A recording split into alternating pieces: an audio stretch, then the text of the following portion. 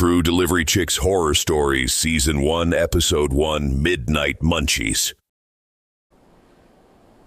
Let me share with you one of the most terrifying nights I've ever experienced as a member of the DeliveryChixx, America's first all-female courier team.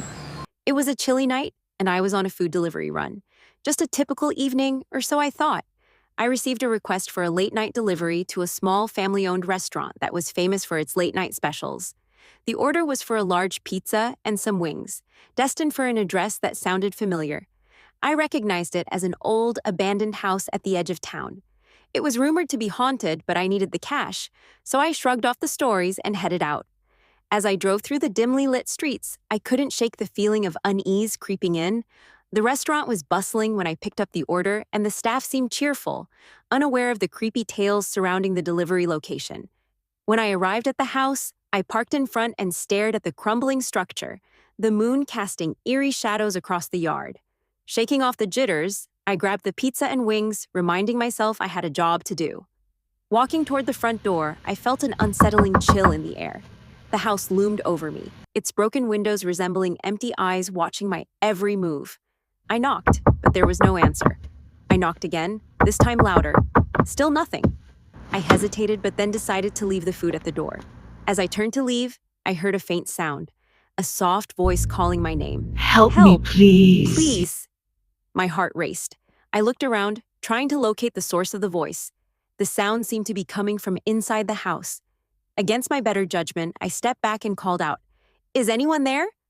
The voice became clearer, almost pleading. "Help me, I'm trapped." I felt a mix of fear and compassion. I knew I should just leave, but something compelled me to investigate. I pushed the door open. It creaked ominously, as if warning me to turn back. Inside, the air was stale, and the darkness enveloped me like a thick fog. I stepped cautiously into the foyer, my heart pounding in my chest.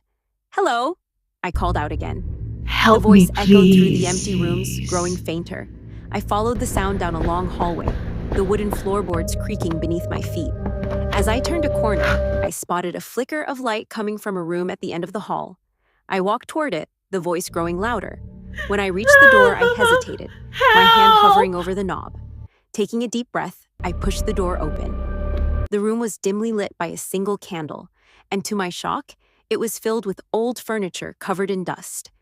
In the corner sat a woman, her hair disheveled, with a look of desperation in her eyes. "Please, you have to help me," she begged. "I can't leave this place. They won't let me go." I was frozen, unsure of what to say. "Who won't let you go?"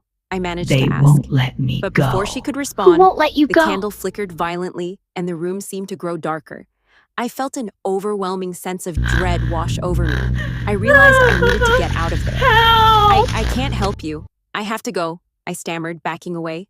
But as I turned to leave, the door slammed shut, trapping me inside. Panic surged through me. I banged on the door, shouting for help, but my voice echoed back, swallowed by the darkness. Suddenly, the temperature dropped, and I could see my breath in the air. I felt a presence behind me, and I turned to see the woman standing closer, her eyes wide and pleading. "You have to help me," she cried. I could feel tears welling up in my eyes. I didn't know what to do. In a surge of adrenaline, I lunged for the window, throwing it open and climbing out. I landed hard on the ground outside, gasping for breath. I bolted to my van, my heart racing as I fumbled with my keys. I jumped in, locked the doors, and sped away from that cursed house. Back on the main road, I felt a sense of relief wash over me, but I couldn't shake the image of that woman from my mind. I later learned that the house had been abandoned for decades, and stories of its Help me, haunting were known please. throughout the community. To this day, I wonder who that woman was and what had happened to her. I still take deliveries, but whenever I get a request to a house that looks even remotely like that one, I can't help but feel the chill creep back in. Some deliveries are better left undelivered.